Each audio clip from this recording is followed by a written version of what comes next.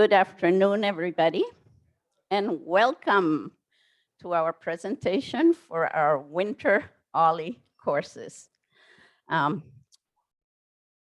Before I say anything else, please be sure to turn off your devices, phone, tablets, whatever. On the back table, there are some bags with our logo. You're welcome to take those. Also at the end of the presentation, because it's preview and we normally have food for preview, there will be some bags that you can take home with you because we don't want you taking your masks off and eating in here. Be sure to keep your masks on and your noses covered. Now, as far as registration goes, we are Zooming this presentation. So if you need to leave early, or we're recording this presentation as well as Zooming it. And I know we have some people on Zoom. For enrolling in the classes, we would prefer that you do so online rather than in person. And there's two reasons for that. The first one is that, as you probably know, we are a totally volunteer-run organization. And if you sign up online, we have a lot less administrative stuff to do. If you sign up in person, then we have to, make up the list, and it causes more work. But the more important reason is that since these classes are being Zoomed and are being recorded, if you want to watch it on Zoom, or if you want to watch a recording, if you have signed up online, it's much easier for you to get to those recordings. And Colin is going to show you how to do that. If you, there are reasons why you might want to do that. Oh no, I want to come to all the classes in person. What about, I'm going to be on a trip, I would miss 1 week. Normally, do I want to sign up for a class where I'm going to miss? Well, if I can watch the recording, maybe I will do so. Or it's raining. Do I really want to drive down to the Easter egg? No, I can watch it from home. So there are lots of reasons why you probably would want to sign up online. If you sign up in person and you want to watch a recording, you can still do so, but it means sending us an email and we have to then send you the link. So with that being said, Colin is now going to show you how easy it will be to either watch a recording or watch Zoom. The other reason for watching a recording is maybe you really enjoyed the class, but you missed something. Well, you can go home and watch the recording a couple of days later. So, Colin, it's yours. Hello, everybody. Thank you for coming out to our winter class preview today. We're really happy to see you here.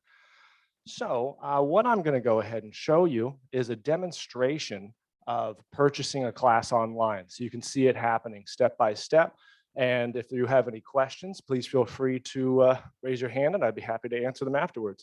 This, what I'm about to show you, is a video that'll also be on the oakmontll.org website after today's thing. So if you want to watch it again, you can. Just like a quick 3-minute video, as well as the entire recording of today's winter class preview. So if you wanted to see the questions that were asked and the answers, you can watch that as well. So I am in the Zoom meeting here. Gonna just share my screen. Thank you for your patience. Excellent. And let's go ahead. Got that up there? Cool. In this video, we'll demonstrate how to purchase a class membership on oakmontll.org. What this means is that there is no longer a need to choose if you want to attend a class via Zoom or in person. When you purchase a class on oakmontll.org, you'll have access to both versions and all class recordings through a special page on our website that is only available to people who have purchased the class. Now we'll demonstrate how it works. From the homepage of oakmontll.org, select the class that you would like to attend. On the following page, select Purchase.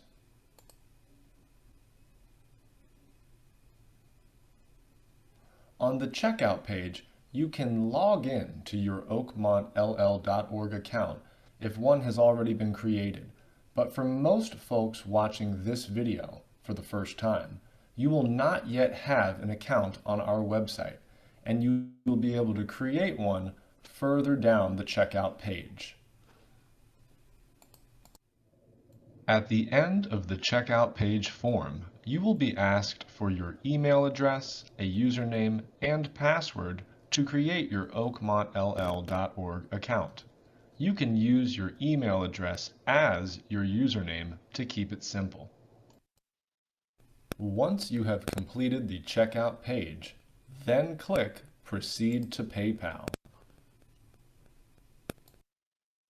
On the PayPal page, you can select Pay with a debit or credit card if you do not have a PayPal account. Once you have finished with PayPal, you will be brought to this confirmation page, and you will be automatically logged in to your new oakmontll.org account. This means that you may now hover over classes on our main menu, and you can select any class that you have purchased to access the Zoom link, printable handouts, and class recordings for that class. Thank you for being the best part of Oakmont Lifelong Learning. Please send any questions to oakmontlifelonglearning@gmail.com.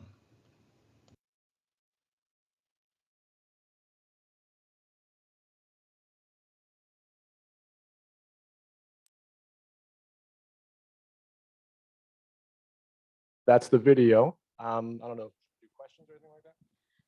If anybody has questions, like Colin said, you can watch this video again on the website.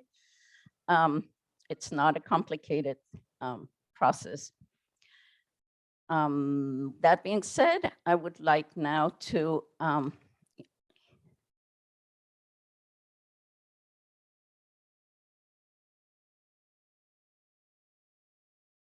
yes. Yeah, the email is gmail.com, and it's on there on the website. There is a contact us box, and if you fill that out, it will even send us the email.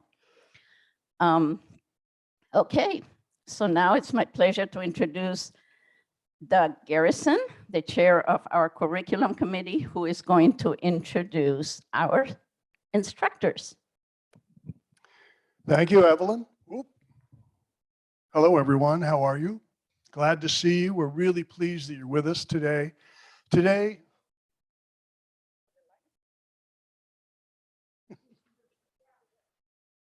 Hi. We're really glad that you're here today. Today, you're going to have an opportunity to meet the instructors, hear a short presentation from each of them on the classes, help you make a decision about what course or courses you want to enroll in. We encourage you to go ahead and engage in conversation with the instructors after the presentations. If you have any questions of them, they'd be very happy to talk with you and help you make your decision and just have this be a very enjoyable experience. Our first offering is The View from the Stage. This is a course that will be taught on Mondays from January 10th through February the 14th from 3 to 5 in the afternoon here in the Burger Center. And it's taught by Courtney Walsh. The course provides a peek behind the curtain with an award-winning actor, writer, director to discover how plays go from the page to the stage. Fun and lively examples illuminate the craft of turning text into performance, from Greek tragedy to modern realism. Courtney Walsh is a professional actor, writer, director who has received Theater Bay Area awards for outstanding acting, directing, and production. Courtney earned a BA in theater studies at Yale. She has taught theater at Stanford and other universities, both nationally and internationally in 8 countries. Her local acting credits include San Francisco Playhouse, Marin Theater Company, Cutting Ball Theater, New Conservatory Theater, Three Girls Theater, We Players, Compagnie Carmina, and Stanford Repertory Theater. Her international acting credits include roles in Paris, Montpellier, Athens, Berlin, Amsterdam, Cardiff, Sydney, Auckland, and now Oakmont. Please welcome Courtney Walsh.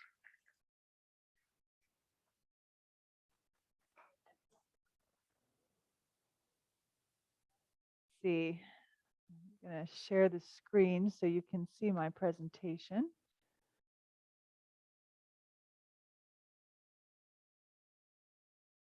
It worked. Oh, not quite. There we go. Hi, everybody. I'm really happy to be here. As you heard, I am a professional actor, and I am dying to share with you the process that goes into bringing a play from the page to the stage. And this is a class really for anyone who loves theater and wants to get into the nitty-gritty of how different genres work, why they were written that way, what tools we use as actors to pull meaning from the text.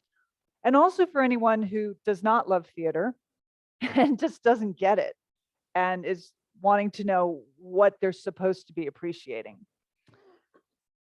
Let's see. What I'd really like to focus on is seeing a play as a set of working instructions instead of a static piece of literature. And the historical context that different genres were written in and how that affects the structure of them and the playing of them and the skill set that has to be brought to bear for all of these different kinds of plays. And it'll be fun. It's like putting together the pieces of a puzzle every time you meet a new play. What's it about? Who was it for? And how can we make it relevant to today? There we go. So first I want to talk about the things we just take for granted today when we think of going to the theater. What does that mean now? These conventions have not always existed, and some of them are in the process of changing dramatically. And you may not even be aware of so many of the artistic choices that go into what you're seeing, because it often looks like, well, that's how it had to be done, but it's not. So for example, we see an advertisement. Oh, and by the way, you're going to be seeing a lot of me because almost all of my slides are drawn from productions that I have done. And that helps me illustrate very specifically what I'm talking about. So you see an advertisement, you read about the run of a play, you pick a specific date and time, and you go to a indoor venue, usually, where you sit in the dark and you're with a bunch of strangers. You have an assigned seat, you have a program. All of these things we tend to take for granted. One of the things that this creates is a sense of invisibility, that you're not observed by the actors. You're usually not observed by the other audience members. That's not always been the case. And it affects the way a staging has to happen. So the lights go down. And now we have modern stagecraft with lighting telling us where to look, sound telling us how to feel, costumes that tell us something about the character, who they are, what their status is.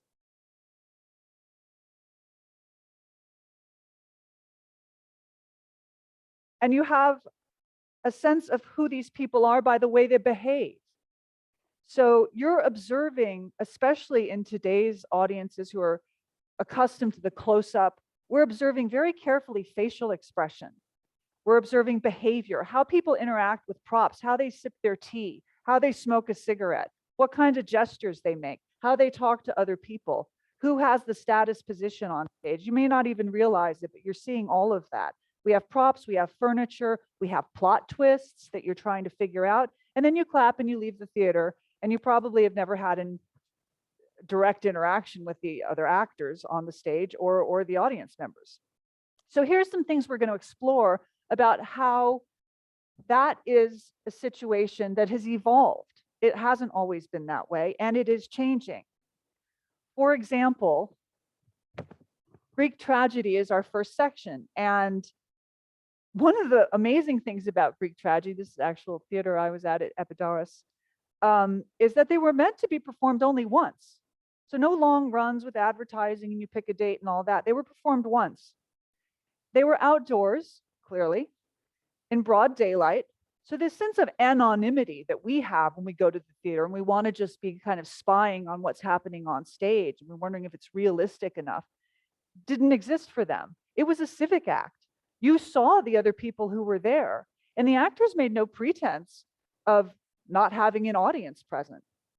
And of course, a huge difference is that they were masked and they were at a great distance. So the focus was on the text, the words they were saying, and how they used the words. None of this behavior stuff. There were no props. There's no smoking a cigarette to demonstrate character. There's no reading a facial expression. So how does that translate into modern performance? Well, just as one example, and we'll go into this a lot, because I've done, I think, 13, 14 Greek tragedies, in Greece too, that we will develop a gestural vocabulary, for example, so that when we see something, it's big and it may resemble something that we know from now, but right away it takes us into the realm of this is not naturalism. We're not going to judge these actors on how real they seem if they're really in their living room drinking coffee. They're doing something else. This is epic. And we have to stage a Greek tragedy to take us to that epic place. And luckily, we have things like sound now. And I'll bring some examples of sound that were used in some beautiful productions that I've been fortunate enough to be in that create that aura, since we are usually indoors now. And see in the background there, we also can create with video and other techniques the sense of the space around us, which was really integral to the way a Greek audience would interpret what they were seeing. Then session 2, we're going to talk about Shakespeare. And we're going to talk about why Shakespeare can be set in the Wild West, in Edwardian England, in Silicon Valley. What is it about Shakespeare that is so enduring, and how did he construct his stories, and most important, his characters? There was a wonderful professor when I was at Yale named Harold Bloom who argued that Shakespeare invented the modern human. So we're going to talk about what does that mean, and how did he create characters who for the first time talked to themselves and had complicated inner lives and showed universal emotional experiences, which means that now with Shakespeare, there are multiple ways to interpret Shakespeare, not just how to stage Shakespeare. For example, Oedipus, there are many ways to stage Oedipus, but Oedipus is not about the motivation of Oedipus or the psychological inner life of Jocasta. So there's a big difference right there. And we will explore the creation of a Shakespeare character, the lesser known character of Mercutio in Romeo and Juliet, which I played right there, and how you build a character from Shakespeare. And one of the most important ways is through the language and the structure of the language. Iambic pentameter is our friend, especially as actors. It tells us so much about how a line must read, about where the emphasis is. If a line breaks in the middle and is finished by someone else, that tells us about their relationship, the closeness of their relationship, or the intensity of what's happening. If the meter stops like that in the middle, it makes you go, wait, what? Right? So all of that is built into Shakespeare, which is a great gift to an actor. Moving right along, since this is just the 10-minute version, section 3 will be realism. And that's what most people think of when they think of theater today. That's what most of us are trained in as actors. We get some of the other stuff. My training was a little more comprehensive maybe than some because of the leadership of the department, but really it's about the inner emotional life of a character.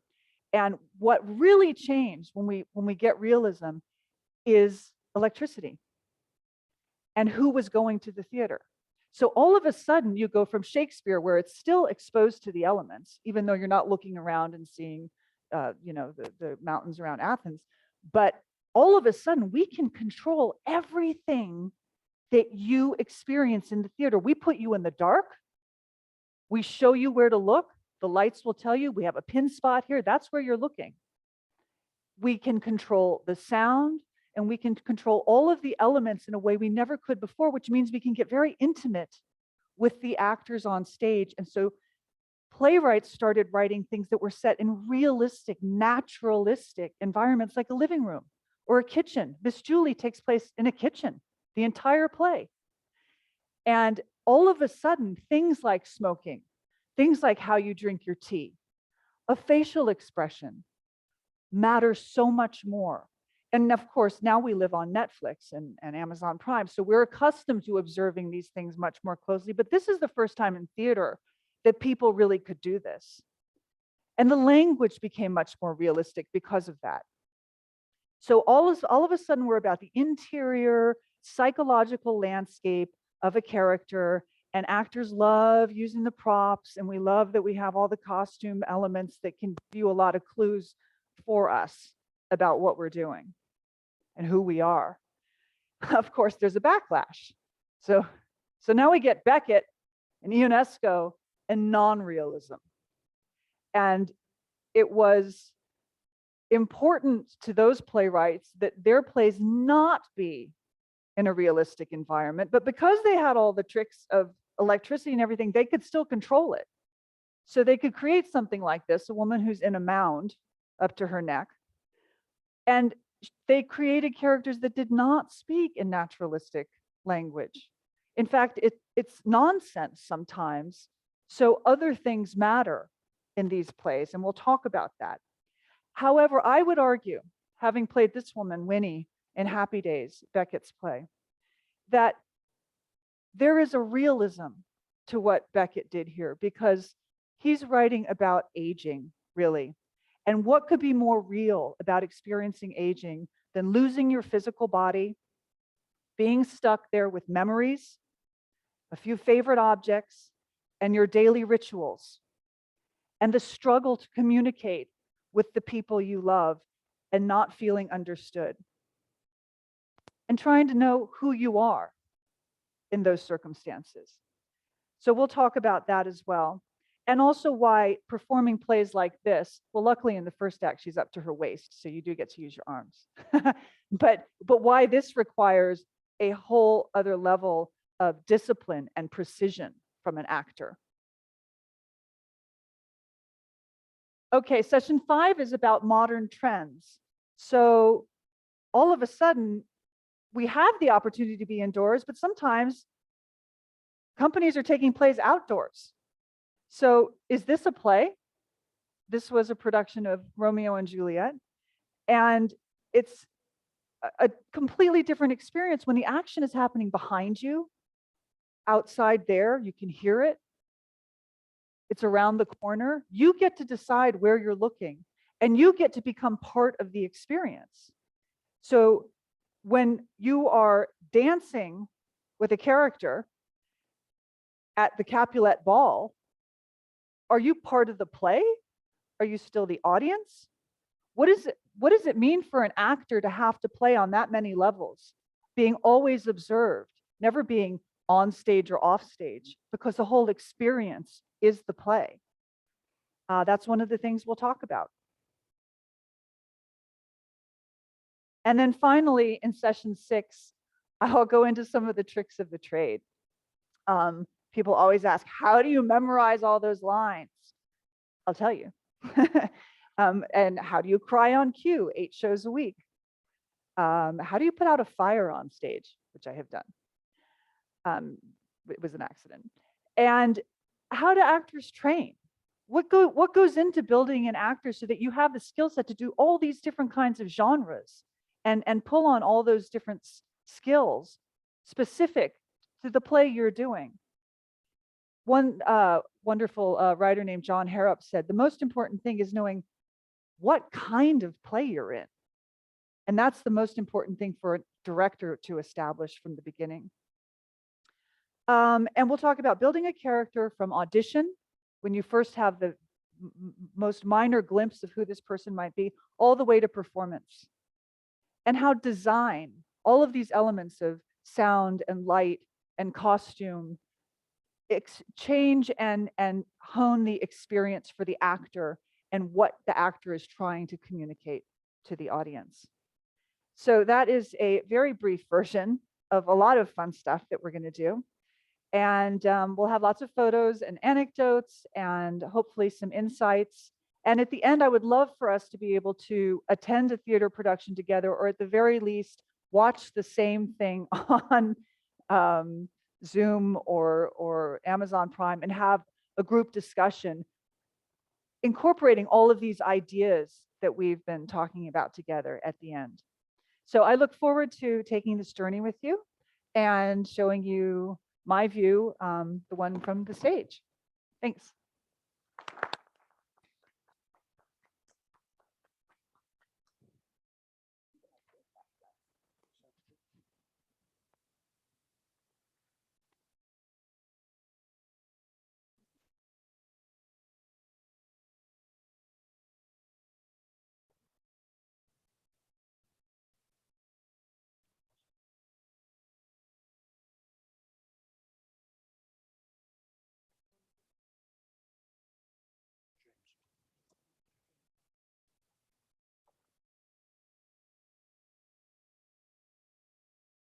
Well, there's your opportunity to peek behind the curtain and have an understanding of how the magic actually occurs. So now we'll change gears and we'll go to something that's a bit more deeply steeped in our modern lives.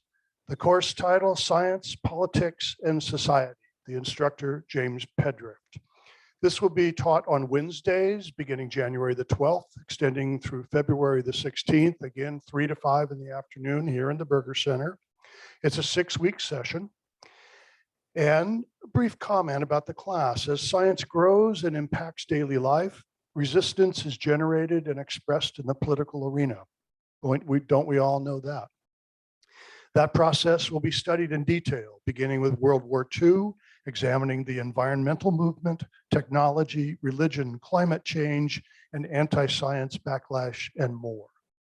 The instructor is James Pedrift. He's lived here in Santa Rosa and gone through school here all of his life. He taught at Rancho Cotati High School for 15 years, and then at Sonoma State University for another 30 years. A former mayor of Santa Rosa, who served on the city council for 8 years as well. He has advanced degrees in both statistics and the history and philosophy of science. He has spent the past year and a half sheltering at home from COVID, like all of us, and reading to prepare for this class. This class is his coming out experience. Please welcome James Pedrift.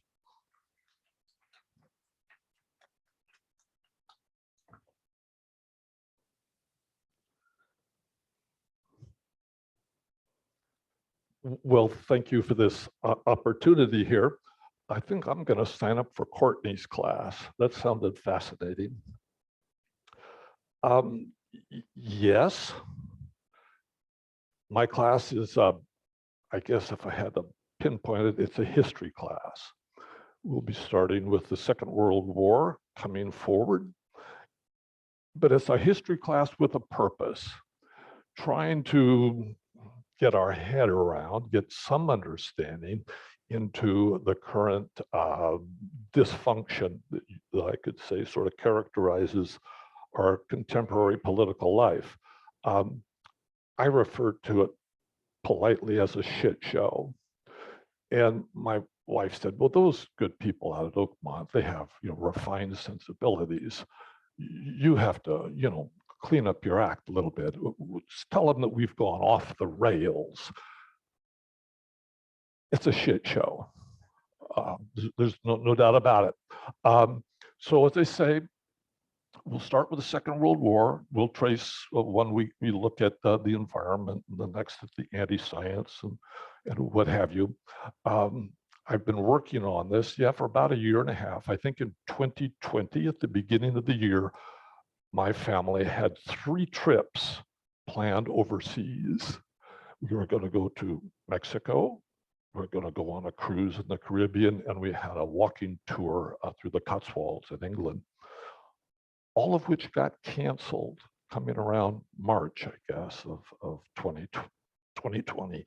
And I was not a happy camper. My family had to convince me that I really needed to do this. And I'd say, well, okay. I mean, in my old age, this is the way I want to spend it, sheltering in place, hiding out from an invisible threat. But I, of course, relented to wiser advice. And what turned into a 1-month commitment or a 3-month commitment or a half year or 1 year is now approaching 2 years that we've all been hiding out. So as I sheltered in place, I said, okay, I'll do this if I must. I certainly don't want to get COVID. I have to have a project, and my project will be to try to understand what's going on around us. This is confusing, disorienting, annoying, if you will, at times too. And I learned, of course, that with just a click there on my Amazon account, a book can be found on my doorstep the next day. So I helped Jeff Bezos become the multi-billionaire that he is today, as I'm sure many of you have done also. It is convenient. So my wife said, well, you ought to bring out that stack of books that you've been working on. They don't want to see that stuff. I was thinking, my wife was sort of saying too, maybe they're not as alarmed as you are. Well, if you're not, you haven't been paying attention, really. So, I mean, let me just give you a for instance here. This is give you some of my motivation. This is last Sunday's newspaper, the Press Democrat. I hope you all support our local newspaper here. This is a section that's in every Sunday paper. This is the Sunday Review. I always make a point of reading through it. Russia massing forces on the Ukrainian border. So they've got 175,000 Russians that are threatening to invade Ukraine. That's not our fight. We won't be studying that. All the talking heads on the news say, we're not going to be sending troops over there to Ukraine, even though we do support them. That won't be a part of my class, but it's just something to think about that we all have to look forward here to. This was kind of an interesting one over here in the left-hand corner there. It says, lost or stolen military explosives, grenades, landmines, plastic explosives, and rockets going missing. Really, the Marine Corps demolition specialist was worried about America and about the civil war he feared would follow the presidential election. That's going over the edge just a little bit. I'm worried, but not quite that worried. But he went on to say, I had one thing on my mind, and one thing only. I was protecting my family and my constitutional rights. Whoa, so in addition to being a sergeant in the Marine Corps, he's also a constitutional scholar. That's interesting. What all did he do?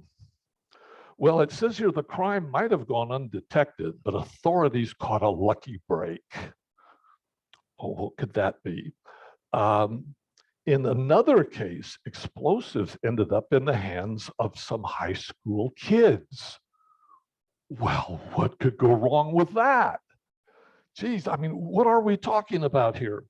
Well, these are not isolated cases. It goes on to say hundreds and possibly thousands of armored piercing grenades, hundreds of pounds of plastic explosives, as well as landmines and rockets have been stolen or lost by the US Armed Forces over the past decade, according to an ongoing Associated Press investigation. So if you aren't alarmed, you're not paying attention. Why would somebody do that? What is going on? Well, that's what sort of prompted my curiosity.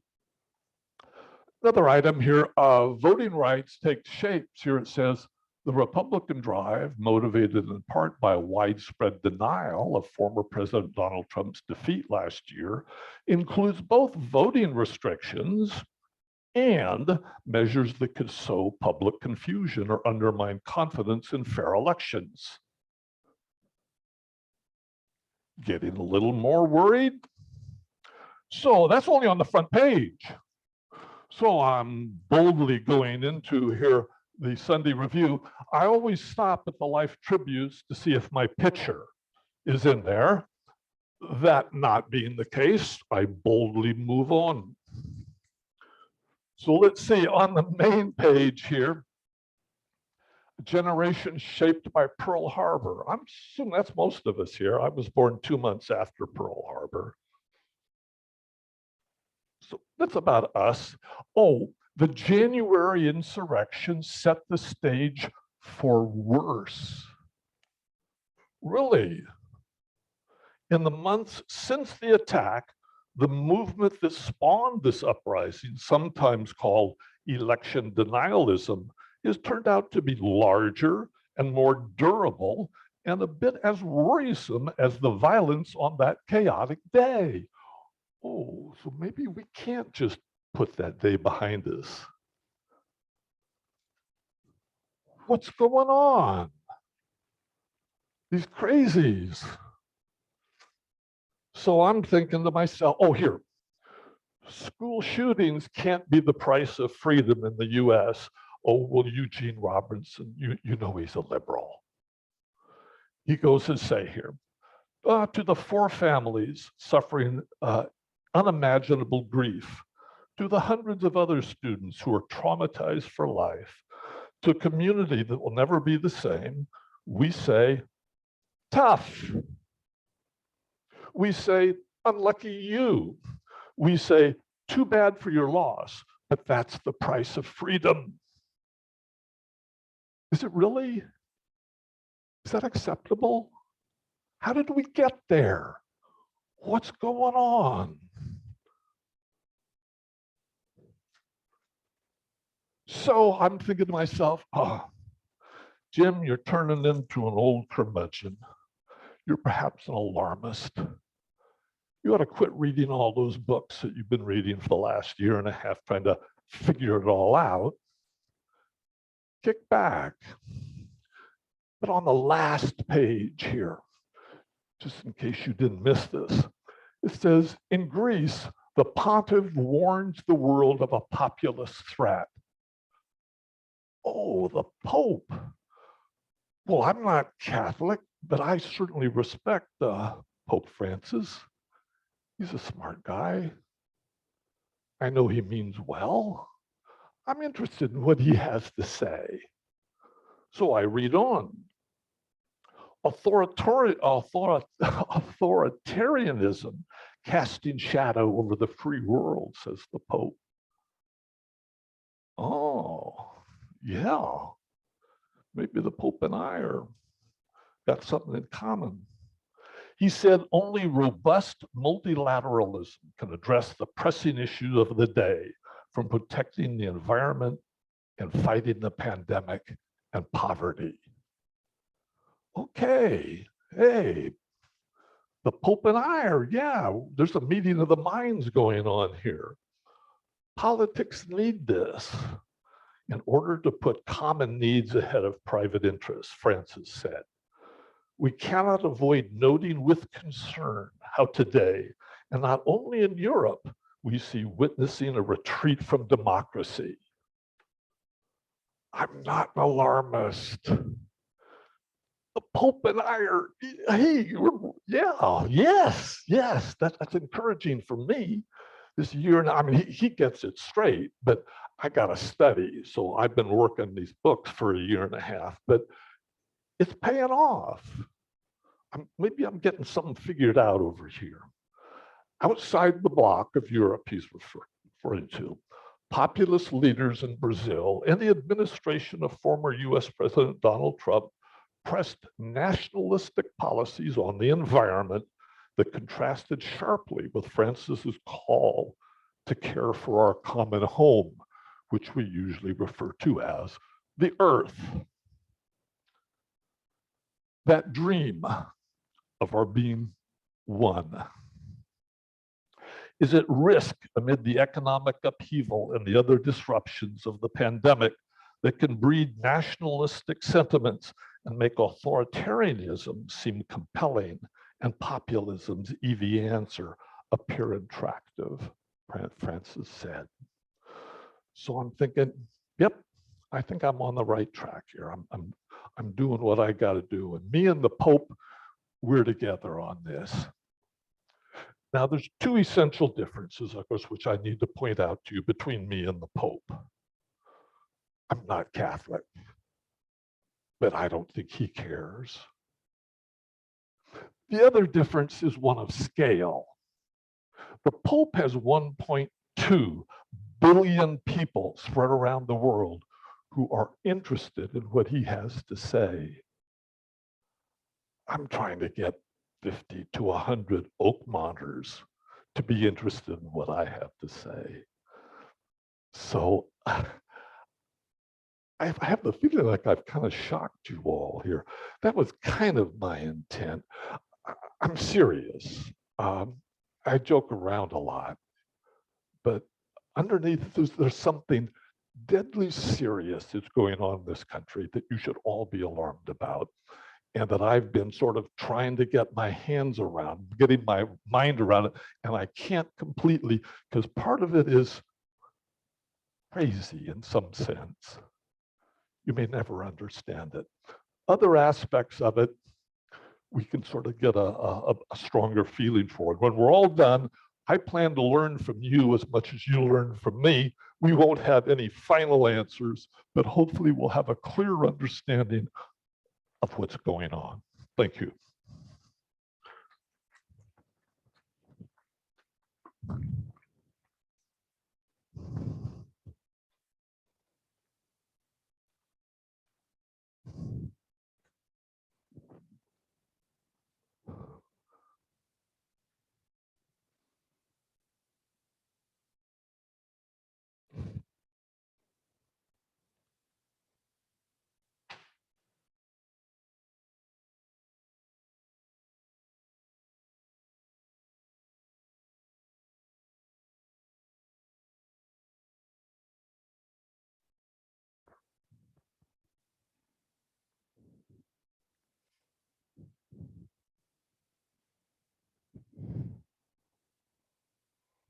Okay.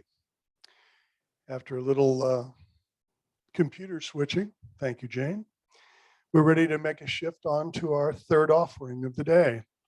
Ex Machina, the paradox of being human in the digital age. This is a course that Oakmont Lifelong Learning has attempted to offer in the past, and we were thwarted by fires and all kinds of things that you've lived through as well as I here. This will be offered on Thursdays, beginning January the 13th, extending through February the 3rd, a 4-week class. This will be offered at the East Recreation Center. The instructor is Tony Kashani. The class, studying film, TV, and video games, learn how social media and artificial intelligence challenge our understanding of what it means to be human, and how social interaction is altered by the acceleration of time and the collapse of space. Tony Kashani is an Iranian-American author, educator, and cultural critic. He holds a PhD in humanities with emphasis on cultural studies from California Institute of Integral Studies. Kashani is also the author of 5 books on the media. He is a subject matter expert in this area and on faculty for a number of colleges and universities in the United States, including SRJC, focusing his interdisciplinary scholarship and pedagogy on media and social justice. Please welcome Tony Kashani.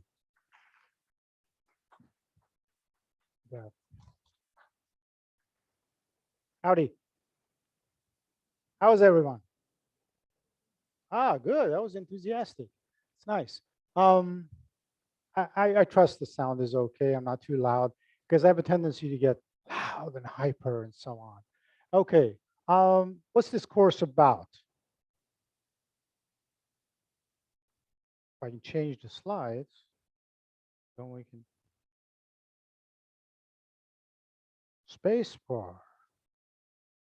Not happening. The universe is playing games on us. Proxy elf.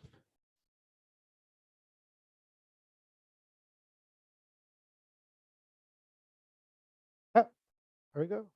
Okay. Go back. Okay.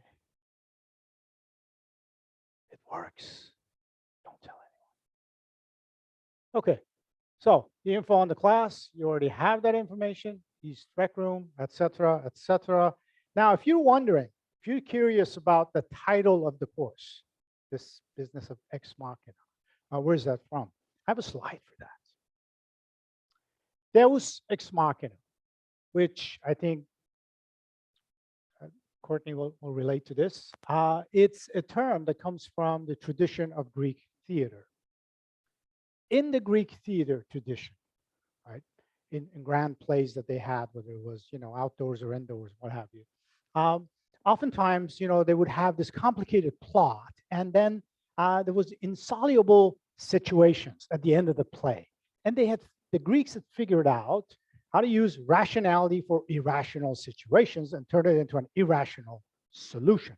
And the irrational solution was Deus Ex Machina, which literally means the machine of gods. So they would have this apparatus on the right-hand side. You see a remaking of the apparatus that in the Greek, the Hellenistic age they used to use. The Romans also, continued using this. And they would fly down a person from the top to the bottom or from bottom to top. And that person would represent one of the gods to solve the problem. Zeus would show up and just take care of the problem that was a conundrum in the play. And everybody would be happy, going home all happy. Now, how does that relate to technology? Well, the way in which I see it, and this is the title of, by the way, this is the title of the book that I'm working on right now, and hopefully it will come out next year sometime. What's happening today, and this is my understanding, and to some extent, I hazard a guess that you will agree too, talking to new generations that are coming up, that people are they're developing this tendency, if they haven't already with the new Gen Z folks, that they expect more from technology than humanity.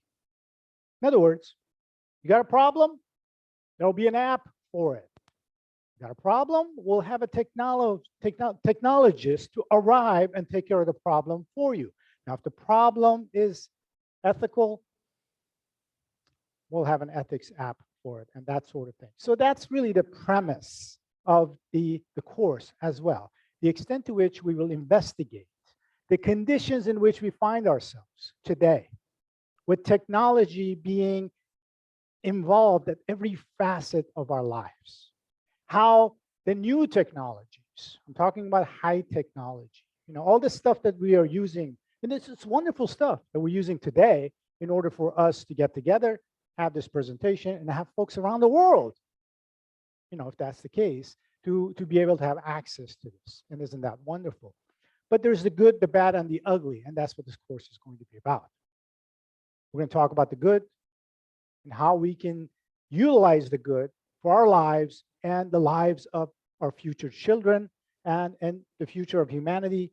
What are we going to do about the bad, right? How are we going to turn the bad into the good, or mitigate the bad and at least have some, limitations to it? And what are we going to do about the ugly, right? And that's the business of ethics. So the fact of the matter is that our world will change more dramatically in the next 30 years than it did in the last 300 years.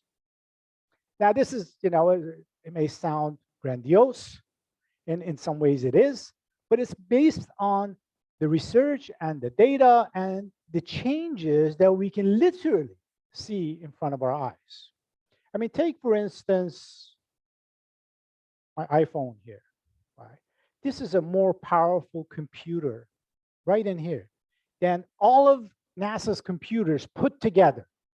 Much more powerful than all those computers put together at the time that we put a man on the moon. It's a fact. Right? I mean, it's not something up for debate. It's a fact. And it's a simple device. And 20 years ago, if you told somebody that, hey, someday you're gonna have this device and you can't live without it. And wherever you go, it's gonna be with you. It's gonna take you to places. You're never gonna get lost. You can order your food. You can call your doctor. You can do all kinds of things with it. You can find a date if you like, and so on. But maybe that's the good stuff of the technology. But what's the bad stuff? What happens with all this information that gets thrown around in our world? What happens to it? Where does it go? Who has access to it? And what are they doing with it? Right? Anytime you do a credit card purchase, you get on social media, you do anything that is technology related, other than writing with a pen on a piece of paper. That's simple technology that in the Greek ancient days was really scary to them. Anything other than that produces data that gets mined through the process of data mining with the big five, the Google, Facebook, Twitter, and all the rest of them that grab this data and do something with it. What do they do with it? They manipulate the social engineering that they're in charge of. So things are happening in their terms, not in our terms, when it comes to us interfacing with technology to continue with our lives. That's the kind of stuff that we're going to talk about in this class. So the philosophical question that will be posed to the class, and this is something that I'm going to learn from you as well as you, perhaps, right, bouncing back and talking with me and learning some new things about the research that I'm doing. And I will, make you privy to the latest research on how the metric society is working, right? So the question, coming back to the original philosophical question, is, do we want a humanistic society where the answer about the book of life, right, is not in the back, but it's in the lived experiences that we have? It's in the wisdom that we gain throughout our lives? Or is it something that we can simply run through the analytic machine and figure out numbers for, and then dictate the terms for our lives through the metric society and so forth? So in one of the sessions of the course, I will go in depth into a discussion about algorithms, how they work, what's happening, why they are such secrets, right? Lots of times people think that they can create a profile, say on Facebook or Instagram or some other social media that is popular and ubiquitous everywhere. And they think that, oh, my profile will kind of like dictate the way in which I will interact with other people and the way in which the system will respond to me. But that's not how the algorithms are written. They're not based on the profiles that we create. They're based on the profiles, right, that are extracted and accumulated and became an amalgam of all the information from us, things that we like, the purchases we make, people that we talk with, the opinions we express, things that horrify us, all these things. And the fight or flight formula is put into these algorithms so we can be manipulated without us knowing it, right? Without our permission, right? So how an algorithm works is you've got an input, pretty simple stuff, in a set of rules, and it's a human being that actually puts the rules in here right now. However, right, we get to a point in the course where I talk about machine learning. We are arriving at an age the so-called AI, artificial intelligence, where machines are learning from other machines, right, which was originally made, built, engineered by human beings, and they are creating the set of rules to obtain the expected output from the given input. And the funny thing is, it boils down to capitalism, right? These people that are actually in charge of these companies, you know, famous names like Zuckerberg or Jeff Bezos. They just want profit, profit for domination, right? What does a billionaire want? Wants every single dollar that's in your pocket that he or she assumes belongs to him or her. So those algorithms are written for, let's boil it down to a simple human vice, greed, right? And what is that doing to us? What is that doing to our society? What are we doing with new generations? Are we teaching ethics? Are we teaching good behavior?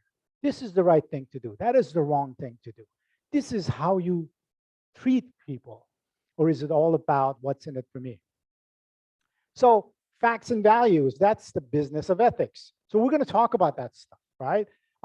In today's high-tech world, there's no such thing as ethical codes, right?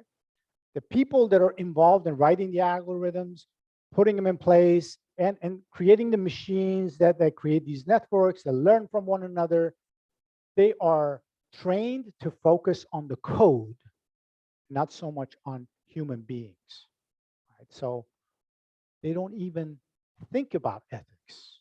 It's something that doesn't cross their minds. It's not on their radar screen, but it is on our radar screen. And I'm not alone in this. I know you're thinking about it and you're concerned about it, because not only it affects your lives, it affects your children's lives, grandchildren's lives, your neighbors, fellow citizens. And let's face it, the COVID-19 has proven to us solidly that we are all interconnected around the globe. So what happens to me here in relation to COVID will impact somebody who lives in New Delhi, India. What happens on a Facebook page of somebody in New Delhi, India will impact my life, and so on. So the interconnection, and what we do with the interdependence and the interconnection between humanity around the globe is the stuff of ethics. So we look at the facts, then we examine our value system. A value system that used to be the gold standard around the world, from this country, where did it go? Did it escape us? Did it just disappear? When the Dark Ages arrived and all the Greek philosophy was kind of like gone, and the Muslims, cultivated it and brought it back to Europe? Is that what happened to our value system? How did technology, the digital age, kind of hide our value system? Or did it destroy it? Right? I mean, these are questions that we will examine. I can't make promises and say, I will have all the answers for you. You ask any question from me because I'm Mr. Professor, I'm going to have the answer for you. No, but together we will try to be an inquiry about this and find some better questions about facts and values. So ultimately, in the last session of the course, we will examine this question: which ideal world do we want? If you're not familiar with this slide on the, well, it's stage right to my left, right here. This lady is, hawking a dress, right? Something that is absolutely useless, unnecessary for people to buy. And yet this channel, the idealworld.tv, which I think originates from UK, is worldwide popular. People buy, excuse the language, all kinds of shit from them. And oftentimes they just don't need it. But where does that habit of consumption come from? Is that what we want? Is that our ideal world, to be happy consumers? Or do we want to go after integrity, value, honor, choice, conscience, responsibility, and have principles and actually live with principles that some people may disagree with, and yet we're okay with that. Right? So that's pretty much my little spiel about the course. And if I have a few minutes, do I have a few minutes? Well, a few is usually like at least 3 minutes, right? Now, if you have a couple minutes, if there are any questions or like a challenge or something, I'd like to. You want to talk after? All right. So I'm done for now. We'll talk after. Thank you. Thank you.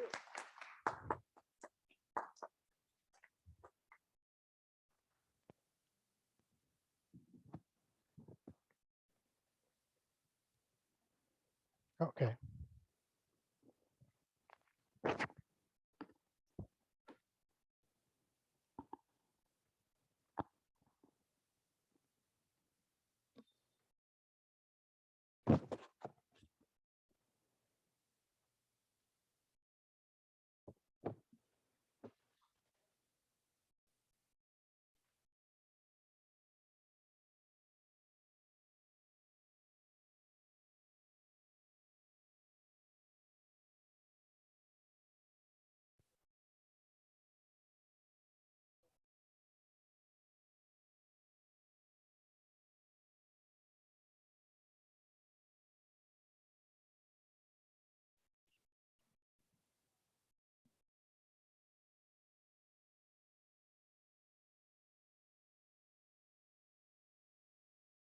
All right. Our final offering today, while they finish up the connection here, is from an instructor that many of you may know from her previous experience with Oakmont. And she'll be presenting the course, The Genius of Billy Wilder. This is a course that will be offered on Thursdays, beginning February 10th and ending March the 3rd, from 2 o'clock in the afternoon until 5 o'clock. It's a little bit an earlier start time than most of our courses, but this is to allow time for the class to be able to view the film in its entirety, followed by conversation and examination. This is a 4-week class, and it will take a deep dive into 4 essential masterworks by the great writer-director, Billy Wilder: Double Indemnity, Sunset Boulevard, Ace in the Hole, and The Apartment. Explore Wilder's signature mythic themes, archetypal characters, legendary dialogue, dark humor, and elegant visual style. The instructor, Terry Ebinger, is a passionate film scholar with 3 decades experience as a depth psychology practitioner and educator, dream consultant, and multidisciplinary group leader.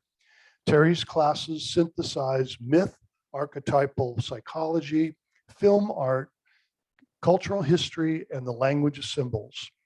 Terry holds a Bachelor of Arts degree with dual majors in psychology and media studies from Webster University in St. Louis. Her Master of Science degree from California State East Bay is in clinical counseling. She practiced as a licensed marriage and family therapist from 1987 to 2000 and has since focused on presenting her film studies. She has taught for us before, and please welcome back Terry Ebinger.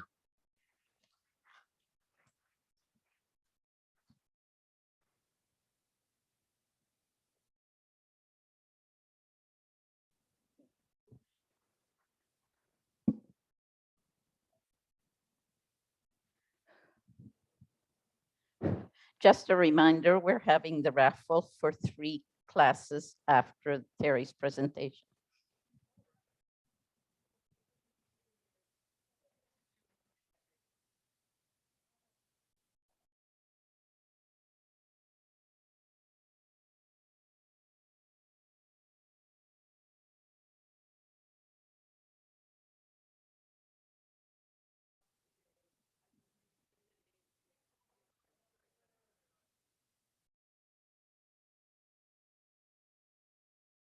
It takes a few words.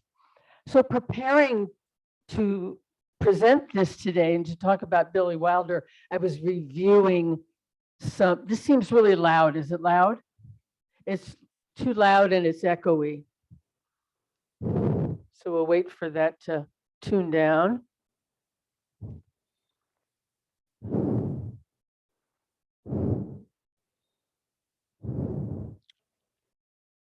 Yeah, you can hear my breathing. That's never a good sign. Okay, we're getting there. Yeah. Oh.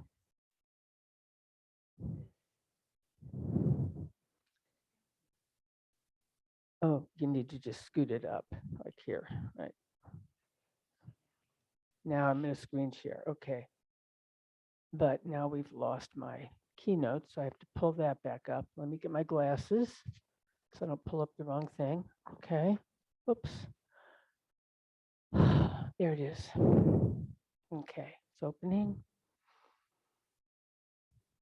All right, and then I'm gonna just whoop, start with the screen share. I'm in a screen share. Yep. There we go. All right, let's get these on, and we're gonna get it. There we go. And then this can I get? Should I not get rid of that stuff on the They're in side? control of it right now. What do you mean? Okay.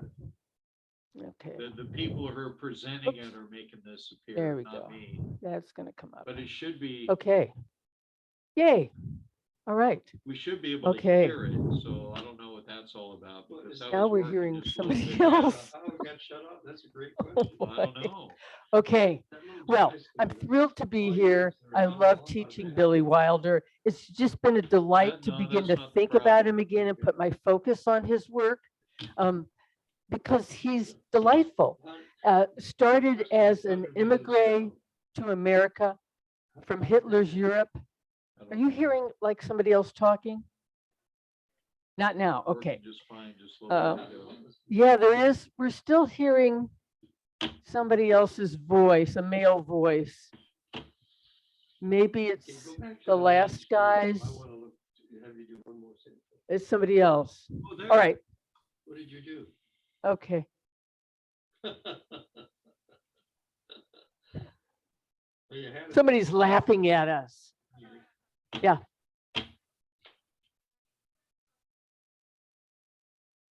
Good idea. Anybody on Zoom at home or here, please mute your computer. That's excellent. There we go. There we go. Okay. All right. So Billy Wilder came to the United States in 1933, having fled Hitler's Europe as an Austrian Jew, worked his way from journalism to the film business and became what has been voted by the New York Magazine, put together 40 screenwriters, working screenwriters, to vote on who the best screenwriter of all time was. That would have included Quentin Tarantino, the Coen brothers, probably Aaron Sorkin was in there. Billy Wilder won the top place. So this is what makes his work so special. Not only that he had hit after hit after hit after hit, but that he wrote every single film that he directed. And no other director in classic Hollywood did this. Orson Welles burned out, Preston Sturges burned out, Wilder kept producing. What he was able to see as an immigrant was the American shadow. I'm not going to be able to time myself like I thought I was going to.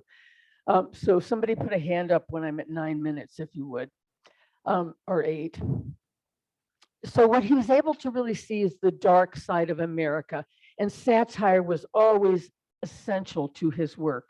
I think of him as a poetic realist, that his work was grounded in real stories about real American lives, but there was a poetry to them. This is part of why they stand up, why they hold up.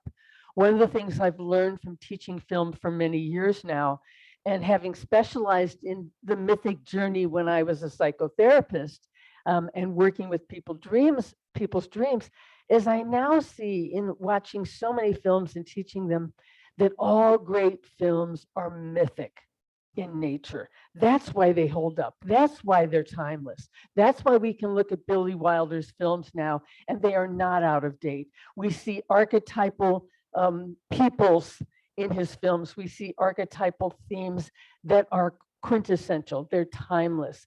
They never go out of style. He was also a populist, and dark comedy was always part of his work. But one of his watchwords was, I don't do fancy schmancy shots. He had an elegant visual style. So when we study him, and I wanted to make sure I tell you the structure of the class, this class won't be recorded as I understand it, because we're going to be meeting here.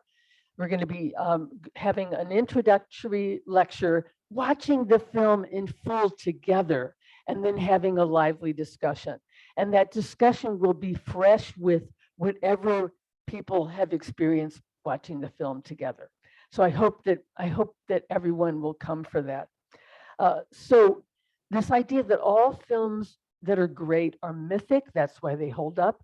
And films are metaphor delivery systems. The great filmmakers either know intuitively or consciously how to embed in the language, in the visuals, in the movements, in the deeper aspects of the story, the deeper themes, the deeper motifs, the psychological motifs. They embed metaphor.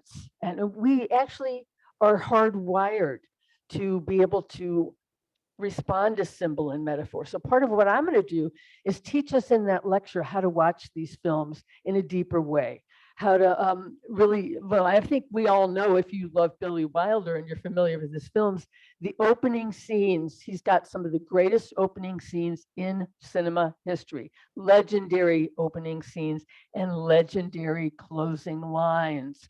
We're not going to spoil it, but there's a closing line in one of his films that's been voted the very best closing line of all time.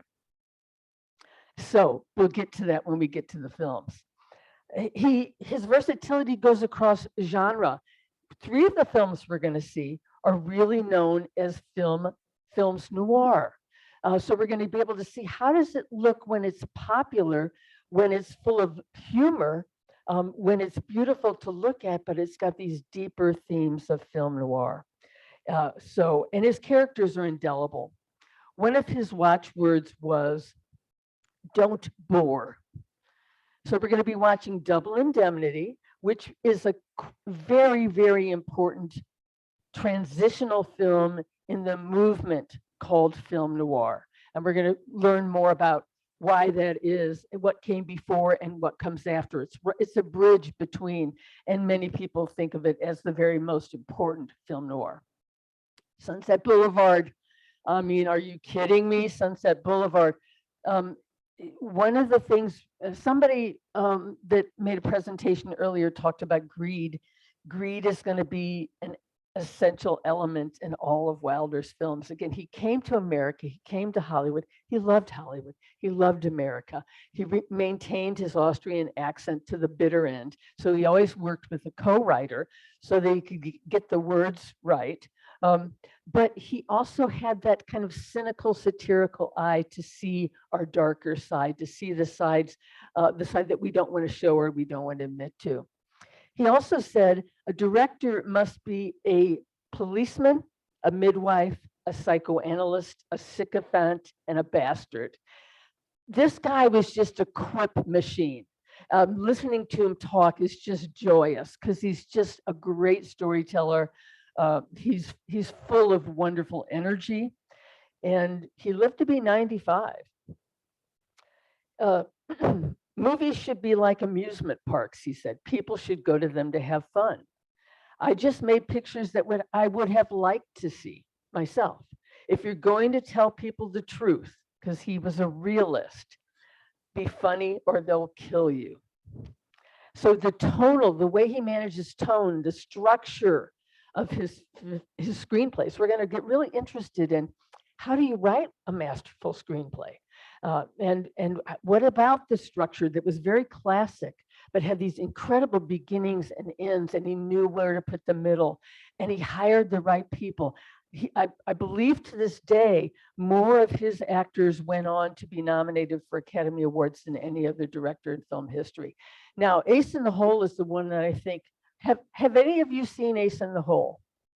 Oh, this is so thrilling. So this is the dark horse of Billy Wilder's. I'm going to move this out a little bit because it just seems too loud to me. Can you still hear me okay? Okay. It's the dark horse and it's the brilliant gem. He had more control over this film than any other film in his canon. Kirk Douglas is perfectly cast in this, and it's stunning. And it's about the media industry, and it's about the mania of the story that's going to make me famous, and with the extent to which I will go to become famous as a media star and then a media circus. It's the first time we really see a film where we see a media circus. So let me just go on here a little bit and we'll look at some of these. Now, these were supposed to be able to go one at a time, but they're not working that way right now. So just starting on the left here, this is Double Indemnity. I mean, you cannot get any better than Barbara Stanwyck. He just worked with the greatest people, and clearly he knew how to direct actors. So we have these wonderful, I also want you just to be looking at the lighting, because what we'll be studying is how do you use lighting? How do you use sound? How do you use music? Language itself, double entendres, triple entendres, sexual entendres. How do you use sight gags and visual puns as metaphor to help the film have a deeper impact than just what's in front of us? Look when Fred McMurray on the left-hand bottom, look when he opens the door and begins to go out. See that shadow? That's symbolic. That tells us what's coming with his character. In the middle one on the bottom, just watching the way the camera follows them as they move. This is called mise en scène. It's the art of bodies in motion within the frame. We're going to be studying how does he do, if he's not doing fancy schmancy shots, how's he really getting all kinds of information across by the way he does move the camera when he does move the camera. And the lighting, the angle in the bottom one, just the angle that we're looking down at him. We've got this very harsh film noir lighting. Look at the lighting on Stanwyck up at the top there on the far left, far right. Just that lighting that tells us that we're in a moving car, but it's also telling us all kinds of things about her inner life. So we're going to be studying that. We're going to be learning about that with each film we see. This is him with Raymond Chandler. Look how young he is. Billy Wilder on the right, Raymond Chandler on the left. Raymond Chandler is well known for being hell to work with. And so we'll hear more about that backstory when they worked on Double Indemnity. This is Sunset Boulevard. Gosh, just a lifetime favorite for me. Again, watch what the camera's doing with Bill Holden there as he enters for the first time this house of horrors. This gothic drama begins to unfold. That's mise en scène. That's the art of bodies in motion in the frame. Look at the lighting on Gloria Swanson and what it tells us about this grandiosity that she embodies, this sense of imperiousness, this queenliness. And this one, you can't really tell, but she's smoking and she's got this claw. So we're also, again, metaphorically, we've got a predator. We've got, what's really interesting to study and look at in Sunset Boulevard is the vampire archetype. Who would have guessed? But when we look at it, when we prepare to watch that film, you're going to see it, and how the vampire archetype, the psychic vampire that's just hungry, narcissistically hungry for fame and hungry for connection. And then, of course, just the performances, just brilliant, brilliant, brilliant. Here he is. I like this shot of him. Oh, there it is. Because you can see what an imp he is. I just think it really shows. Here he is with Gloria Swanson. What an imp he is. Here we have Ace in the Hole. Oh, that was me echoing. Kirk Douglas could not be more perfectly cast. For my money, this is his best performance by far. It's mean, it's hard. It's Kirk Douglas loving this role. And it's outdoor, kind of a Western noir. Just brilliant and dark. Just the little business with his hands. The movement there in the beginning away from the camera, the lighting, the composition. We'll be looking at all of that and trying to see the symbolic material, the deeper meaning, at the same time, the words that are coming with it. There is Wilder. I think he's just a handsome devil.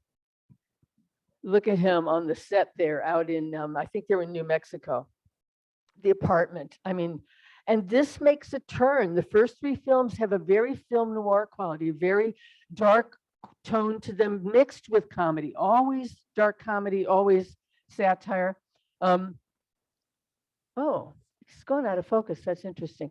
Beautiful physical comedy from Jack Lemmon, who was one of Wilder's muses. And then a sight gag down here, the very bottom. One of my favorite sight gags in that movie. Okay, so I'm getting the hook. And there he is, older, wiser. When he sold his art collection at Christie's in 1989, some of his art collection, he made $34 million.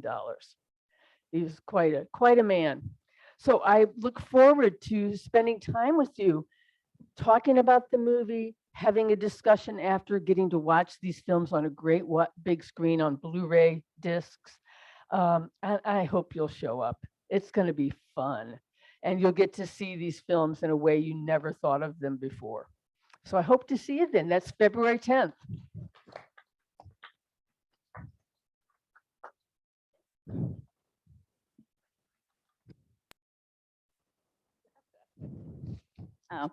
Just a reminder, Terry's class is at the East Rec, not here. Thank you. And it's at 2, not at 3. Oh. And now we're ready for the ref. Which, yeah, one of them. Okay.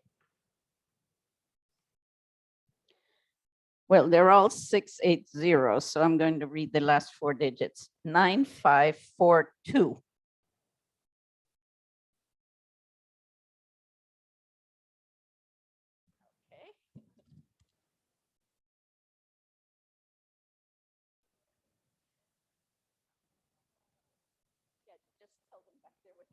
So that we want to did somebody have it back there? 9501.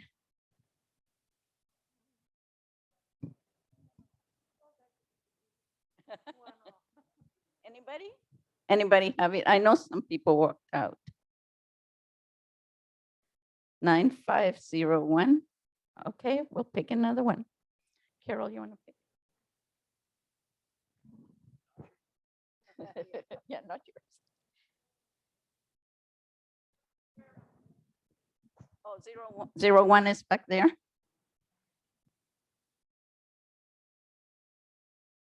Okay, just tell them back there. And we'll pick a third one. 9544.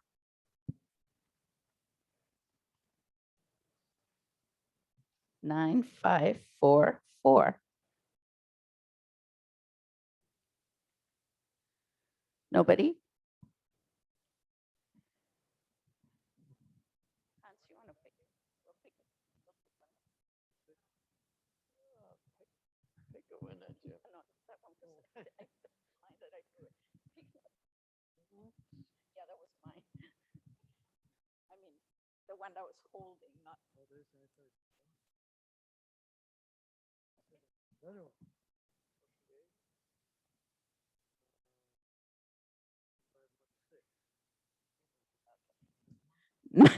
Really? He picked his own. No, it wasn't fixed. Okay, thank everybody. Thank you very much for coming. And we'll see. Oh, reminder, when you come to class, please bring your vaccination card. You'll only need to bring it to the first class, but we need to see it. Thank you.